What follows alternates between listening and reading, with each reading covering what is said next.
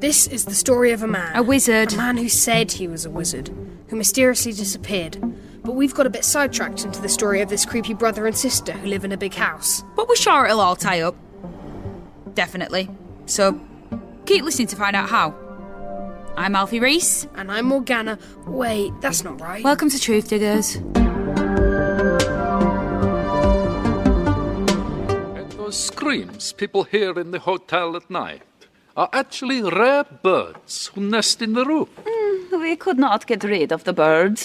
My brother and I are very close to wildlife. I'm investigating the disappearance of local oddball Colin Fraser in 1972. And it seems to have something to do with a hotel that was built where his house used to be. The hotel is owned by secretive siblings Victoria and Gregory Peppercorn, who never give interviews, but they agreed to give one to this podcast. Why do you have a tunnel connecting your house with the hotel? Well, Our grandparents built it, so we don't know. good point. Yes, of course. It wasn't us, so... It is a mystery. A strange mystery that probably does not have an interesting answer. So you never asked them? Because if it was my grandparents who had a secret tunnel in their house, I'd wonder why.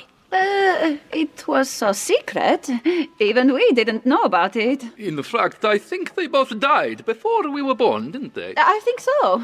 How can you not be sure about something like that? My sister and I have terrible memories. You'll understand when you get to be our age. You just said you were 30. Yes, but... Alfie, I've just remembered my cousin's having a birthday party at the bowling alley today, and I'm supposed to be helping organise the shoes, so we have to leave. No, children, you must stay. Oh, we'd love to, but Alfie, come on, we've got to go. You don't have a cousin. Shh, we have to go. What's this about? Alfie, they're vampires and we need to get out of here. You know how vampires can't enter a home unless you invite them in? I mean, that's just how it works in stories, but... Does it work the other way around? You can't leave a vampire's home unless they say you can. That's not... What makes you think that they're vampires? We are vampires. We wondered if you would work it out. But vampires aren't real. Well, obviously, that is what we want you humans to think. That does make sense. None of this makes sense. This is kind of our thing. I'm the one who believes in the supernatural stuff. He's the boring, rational one. Ah, that's a good dynamic. You are curious about us, yes? We don't have to be. No, totally. We can just leave We and... give you a tour of house and of our history. And this is the dining hall.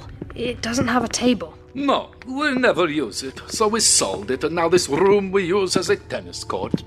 Around the sides of the dining room/tennis court were portraits of people who looked exactly like Victoria and Gregory. Perhaps you have noticed that our accents are not quite local.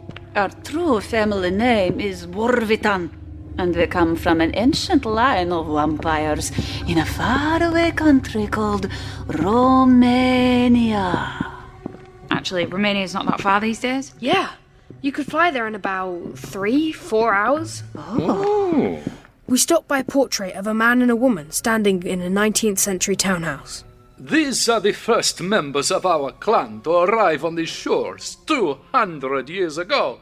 Dragos and Camelia Borvitan. They look exactly like you. They are us.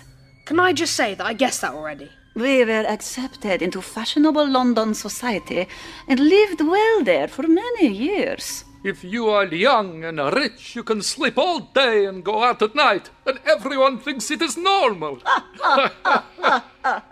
We got away with a lot until we accidentally drained the blood of the Chief Inspector of Scotland Yard. He wasn't dressed as a policeman. He was off duty. How were we to know? Anyway, we were caught and sentenced to be hanged, so we figured we would go along with it. Pretend to be dead, then escape. We fled to Birmingham. We moved along to another painting. This one showed Victoria and Gregory on the stage in a theatre, wearing fancy costumes. We changed our names to Max and Maria Mancini, the most marvelous magic act in the music halls. That's a lot of M's. I would perform a trick where I would saw my sister in half. No one could ever work out how he did it. He did it by sawing me in half. At the end of the act, we would make a member of the audience mysteriously disappear in a cabinet of curiosities. Such fun. But eventually the theater was linked with the deaths, and a group of vigilantes burnt it to the ground, with us inside. We just about escaped, and we went. To Doncaster!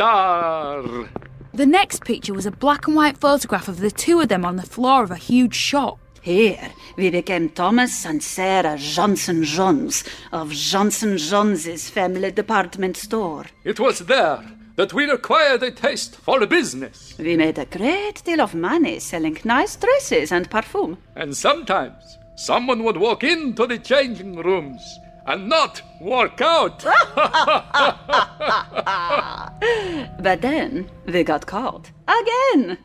Drinking the blood of a girl getting measured for her wedding dress, and were chased out of town by a mob. And the department store we built up from nothing with our bare hands is now a TK Maxx. We had to come where no one would know us. Somewhere isolated from the rest of the world. So you came to Kirgate? Makes sense. We decided the names Victoria and Gregory Peppercorn would be very normal and arouse no suspicions. We integrated ourselves into the lives of the town. I became an antiques dealer. And I became a poet. I have some records I made of my poetry in the library. Would you like to hear them? I think we're... We will hear them. The crow, it perches above my door, pecking a hole in the empty hours. How black the crow? None more black. It is not real. It is a crow of my mind. It dips its beak into your soul. Deep, deep, deep, deep. Wow. Wow. Yeah. Wow. So, how did you manage to not get killed? For writing poetry? No, I mean generally. It seems like you always got caught before, and this time you didn't. That is where the Splendercia Hotel came in. It was my sister's idea. Somewhere we could go to feed at any time, day or night. That's what the tunnel's for. That was kind of obvious, Alfie. But doesn't the hotel get a bad reputation if people keep dying there? It hasn't been a problem so far. It's got a very good rating on TripAdvisor. Oh, yes, I meant to say, someone left us a 1-star review this morning. You know what to do, brother. Offer them a free 2-night stay, and we will take care of them when they return. But wait, now we know what happened to Colin. You two drank his blood or whatever. We had nothing to do with the disappearance of that man, but there was something we wanted from him. Colin came to the house to confront us. He did not suspect we were vampires because we are so discreet about it. He climbed over the gate and shouted at us from the porch. And that was when we noticed he was wearing one of those headbands that tennis players wear, with a jewel stuck onto it. We assumed the jewel was a powerless trinket, but then we ordered him to go home, and he vanished. Poof! The jewel was the legendary Oddstone, a magic totem that originates in these parts. Oddstone. Where have I heard that before? And as we are supernatural beings, it naturally responded to us and did our bidding. It did not work for Colin because he had no affinity for magic. Absolutely zilch. He was rubbish at it.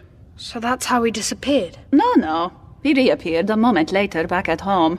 We heard him on the radio the next day, saying he had discovered the secret of teleportation. He tried to repeat the trick, but he failed. It was widely considered amusing. But we realized what possession of the Oddstone could mean for us. So, we went to Colin's house at night, intending to take it. But he would not invite us inside. Even when we offered him money. We went away to make another plan.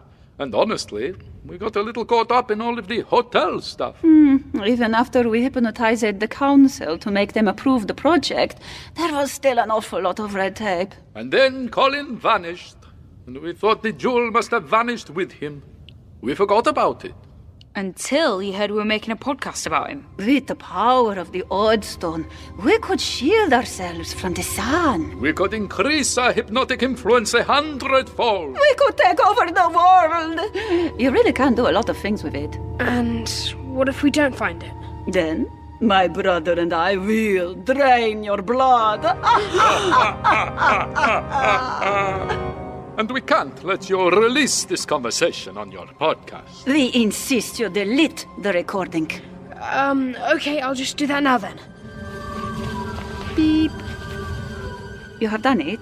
Yep, it's all deleted. They sent us away with a drawing of the jewel which Gregory had made. Quite a good drawing, actually. And we need your help again at the Fun Kids website. Do we ask Colin's sister if she knows where it might have ended up? Or do we try find out what kind of jewel it actually is and where it came from?